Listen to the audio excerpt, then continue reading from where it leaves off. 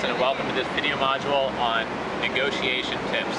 I just got done with a couple meetings where I negotiated a speaking fee for a full-day live workshop. I am also was negotiating with a very large publicly traded company on having them subscribe to one of our enterprise-wide training solutions. And it's actually a company that has offices based in the United States, but also here in Singapore and around Asia and Europe. And I realized that during that negotiation process, there were some things I was trying to do, there was one or two things I forgot to do, and I figured it'd help to create a short video on the topic to share what I know about negotiation with you. So first off, the most important thing you can do while negotiating is think ahead of time of creative solutions of working together with the other party. Oftentimes, if you try to negotiate just on price and the same way your competitors do, then people are going to see you as a commodity type business. They're going to try to buy on price, and they're going to evaluate your total value solution just based on your price. You don't want that to happen. What you want to do is have the client look at the value they're getting from working with you and really base a relationship based on all the value they're getting and not the price they're paying. So the way to do that is to think of creative solutions that work together. For example, one time I was negotiating a speaking fee, and the organization said that they don't pay for speakers and they don't reimburse expenses for speakers. So basically I was able to negotiate a creative arrangement where the organization allowed me to sell 5 seats to their event for $300, $400 a piece, which allowed me to collect some fees at least in order to pay my way to speak at their event. In that case, it was a great experience speaking and creating great video content. So it worked out well for everybody in that case. Another tip for negotiation is golden silence. And this is basically that the rule that the first party to speak first loses when it comes to like a tense moment in negotiation. So for example, if you want to sell a product for $3,000 and your client says, well, you know, can we get it for $2,900 or can we get it for, let's say, $2,400? You might come back and say, well, no, you know, $2,900 is really the lowest we go. And then you just say nothing and you just wait, because what will happen is there'll be a little bit of a silence. It might be a little bit uncomfortable, but one of the two of you is probably going to break down, or negotiations might break off if you're not close enough on price or agreeing on terms.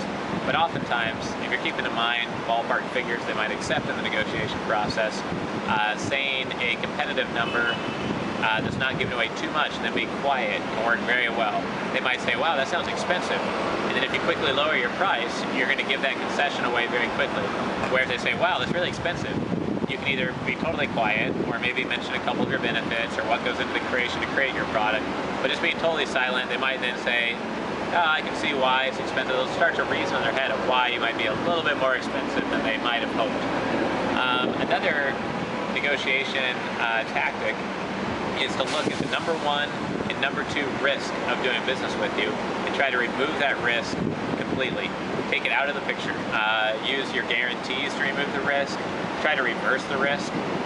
With some products, you can actually reverse the risk so that you have more risk than they do. So if you do a bad job on delivering a service and they get their money back, you might also pay them $300 for their trouble. And that way the risk is on you. If you don't deliver, you're out all your time plus $300. So that really makes it tilted towards their direction in the negotiations and can speed up sales and make it a much more smooth process for them in terms of decision making. Just 2 more quick tips. One tip, focus on the long term. If it's a client that could do tens of thousands of dollars in business with you, meet with them for free the first time, give them a free trial of your product, maybe even give them the first 6 months or the first year or the first part of the product for free, the first workshop for free, etc. Because after you grow that relationship, obviously it could balloon into a huge client. So don't be too hard on negotiating up front when it could be a great long-term client. Be a little bit looser up front. You can always be tighter on your prices the second time you work together, because they'll trust you, they'll know you, and they'll probably come back to you again when they need help with that problem that you help solve. And the last tip is to make sure that you, over the long term, try to boost your authority in your industry, get better at delivering your service so you get more referrals, and just work on your positioning in your marketplace, because the better positioned you are, the more authoritative you are, the more that people refer to you as kind of an authority celebrity within your industry or within your niche area, the better offers you're going to get, the better starting offers, the higher prices. People will value your time and your products and services, and you're just going to be much stronger in negotiations. Because if someone comes into a meeting, this has happened to me before, we go into a meeting to negotiate, turns out the person you're trying to sell to subscribes to your blog and has read your book, it's going to be a lot easier to sell them that you're going to follow through on your product, and the negotiations are not going to be as price based. So I hope these negotiation tips helped. Again, they were, remember, golden silence, doing creative value add-ons to your offers, removing the number 1 and number 2 risk, focusing on the long-term prospects of doing business with the client, not negotiating too hard up front, and then trying to boost your authority long-term so you get better deals up front to start negotiating from. Thanks for joining us, and we'll see you next time.